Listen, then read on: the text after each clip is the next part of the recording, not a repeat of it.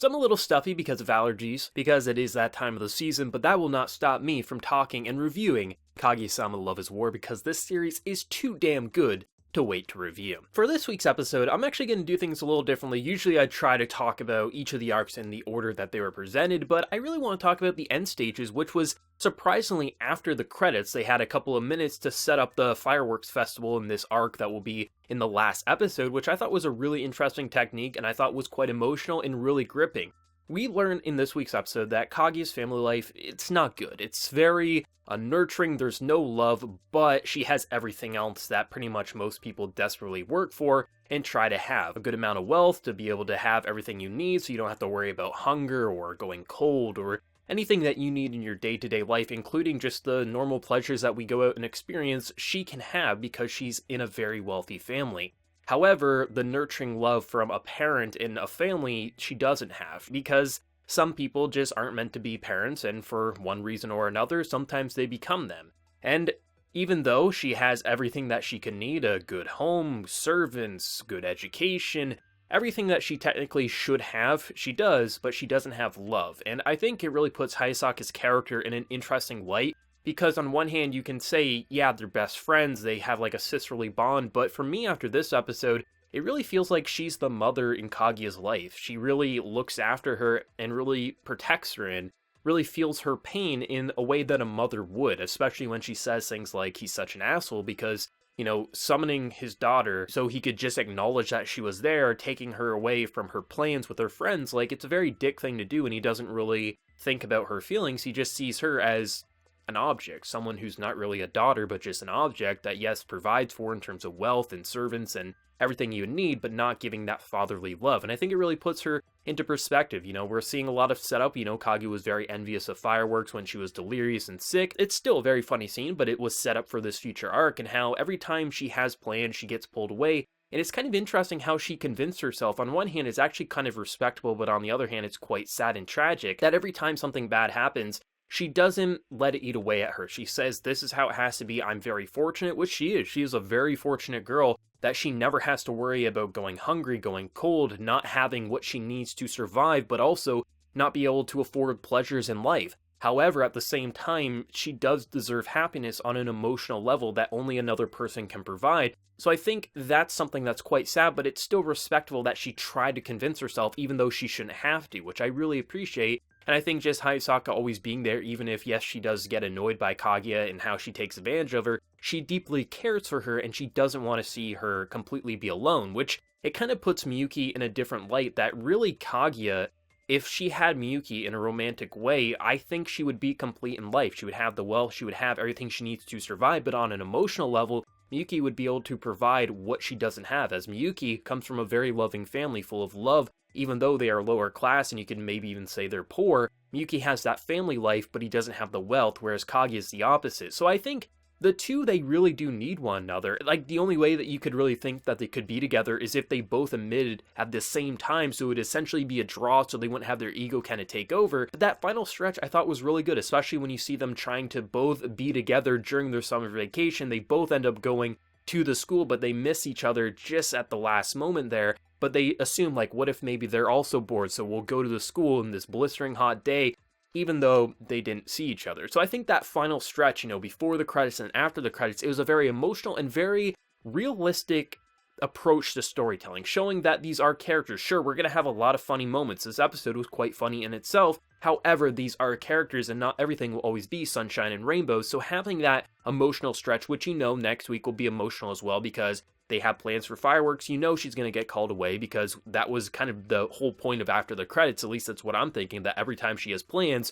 something comes up where her father's like, you can't go. So I assume she's not going to be able to go, and the characters are going to come and get her. Something like that should happen, but it'll be emotional, I'm sure, and I'm glad to see that. I'm glad that a comedy anime does understand that, you know, this is a rom-com. Of course, we got a lot of comedy, but there's that romance, and you can even sprinkle in some drama when it counts, so I'm sure next week will be absolutely incredible. I have to say, I'm very happy that it is following this more structured approach where the kind of story arcs kind of connect together in a more thorough way, which I've been told that's kind of the direction the manga takes, which I'm very happy about, because this series started off as amazing and now is simply a phenomenal anime. The first story, though, was also Hayasaka focused, and I actually really liked this. This was one of the strongest points in the episode, where it had a lot of comedy. Yes, it had some fan service, but it was actually reinforcing her character really well, and it kind of makes the end stages to the episode even more impactful. That yes, she gets very annoyed by Kaguya and her just lack of intelligence when it really counts. She's very smart, she's very good at a lot of things, but when it counts to the simplistic things like being able to work technology, she's very clueless, and the simplest of things that she should be able to figure out on her own, or just understand that sometimes people need personal space, Kaguya doesn't recognize, and kind of takes advantage of her. With what we see at the end of the episode, you can understand why she doesn't cut ties with Kaguya, because she knows Kaguya needs someone there for her, because she won't get that at home. She'll have servants, sure, she'll have a father who will provide the wealth, but no one to truly talk with, whereas for Hayasaka, I don't even think it's about getting money, it's more about keeping Kaguya company and safe. So I like the whole idea that she's trying to set up a social media account so she can focus on Miyuki and what he's doing, and every time she's trying to go back to the bath just to relax and de-stress, she keeps barging in, and she's just like, can you just stop making me stand around naked? I'm trying to enjoy life, but I can't say no to you at the same time either, where we have Miyuki who has a protected account, and she's very, obviously it's Kaguya, she doesn't want to admit that she wants to look at the private account, as that would be an act of failing. And then Hayasaka is just so like, if they would just admit, if they both would admit, they would be so happy, but they're idiots, and it kind of pisses me off, and I wish they would kiss and get together already. Which, I just like that, because Hayasaka has been a character who's been very interesting up till now, and you'll see all these moments where she's trying to push them together, more so than any of the other characters, but after seeing Kaguya's family life, it really puts it into perspective of why she's trying so hard, so that Kaguya can actually have what she's looking for in life, a true love, someone to truly care for, and have them care for her as well. Whereas Hayasaka, yes, she's working hard and she is providing Kaguya some comfort, but she's not what Kaguya needs. Kaguya needs Miyuki, and I really appreciate that about her character. While surrounded by all this comedy, you're actually seeing there's a lot of development and realization to what's truly going on with her character. The kind of second, more silly aspect to the episode I thought was actually pretty unique. It didn't make me laugh out loud, but I really enjoyed just how out there it was, as for the most part, it's focused on this businessman's perspective and how he's a ramen enthusiast, and then you have Chika who's coming back from vacation. She doesn't want to spend time in foreign countries simply because she wants to go eat some ramen, which is totally in character for her, and I thought it was really funny how you have this guy who's very much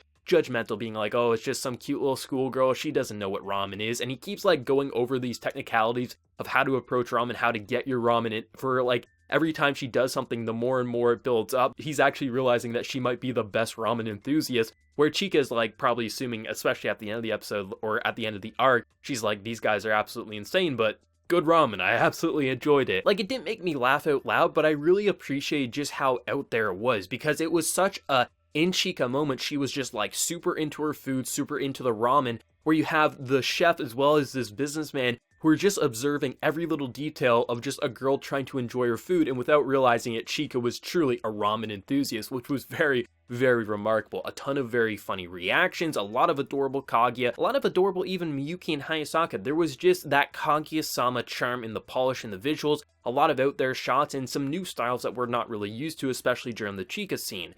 But the emotional buildup and the realization of why certain characters were acting in the way that they were all along really puts things into perspective and makes Kaguya-sama even better than it already was. And I'm sure next week, with what the Fireworks Festival is going to build up to, will be an emotional roller coaster, which I'm actually think would be a great way to wrap up the season as we wait for the hopeful Season 2 down the road. The voice actors were killing it, especially Hayasaka in this episode. She really is a great character, but then again, there is no bad character in this show, but just to see how much they truly do need one another, how they yearn for one another, how they just need each other's company for different reasons, and just seeing if they would just kiss and get together already, things would be so much easier for them. But then at the same time, you think, well, then the series couldn't continue on, but maybe they could. Maybe they could be in a relationship and just have it be that same battle of wits, but for different reasons. I don't know where I really want the show to go, and that's kind of exciting, especially because usually with a series like Kaguya-sama Love is War, you think this is the formula, keep it going until we have to reach a punchline. But then again,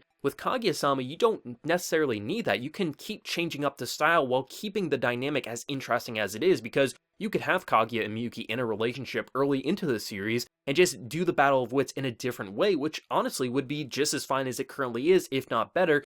but if they wanted to stick to this formula, you know they could find new and interesting ways to continue on this path while still sprinkling in enough emotional charm to really make you feel like this is more than just a simple joke of the week. There's actually substance and care put into this, which I can definitely understand why this manga is so praised up in Japan there. Really, I have nothing but positive things to say for an episode that didn't have me laughing out loud, but still had me chuckling inside, and the emotional content really kind of tied this episode as being one of the stronger ones of the season, and I'm sure next week with the season finale will be even better than what we witnessed in this week's episode. But for manga readers, anime originals, what did you think of this very emotional and also charming episode of Kaguya-sama Love is War? What did you think of Hayasaka and how she is really best mom of the series? Let me know. Be sure to like the video if you did enjoy, and also hit that subscribe button if you're new around here. But until next time, everyone, please take care and have a good one.